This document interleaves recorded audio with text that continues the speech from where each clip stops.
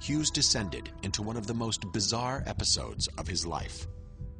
In December 1957, he told his personal aides that he wanted to screen some movies at a nearby studio called Nosix on Sunset Boulevard. Hughes stayed in the darkened screening room for more than 4 months, never leaving. He used a telephone to conduct business and ate a diet of chocolate bars and milk. But most of the time he just sat in his own chair, often naked, watching movies, reel after reel, day after day. Hughes issued strict orders to his aides, writing instructions on yellow legal tablets. Do not look at him, do not speak to him, only respond when spoken to. Around Hughes were dozens of boxes of Kleenex, which he continuously stacked and rearranged. There's a famous memo he wrote. It was called the Kleenex Directive.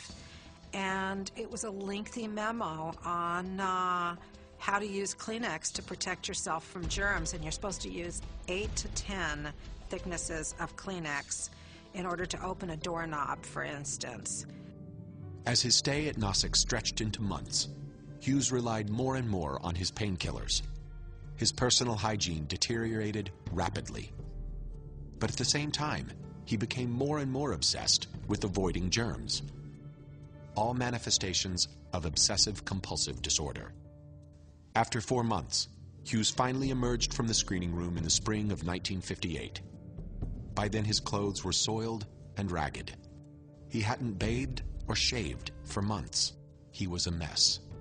The once charismatic public figure had become a pathetic recluse. It has been surmised that what happened at Nosix was Hughes was having a massive nervous breakdown, but he didn't want to tell anybody, so he kind of, in a way, created his own asylum.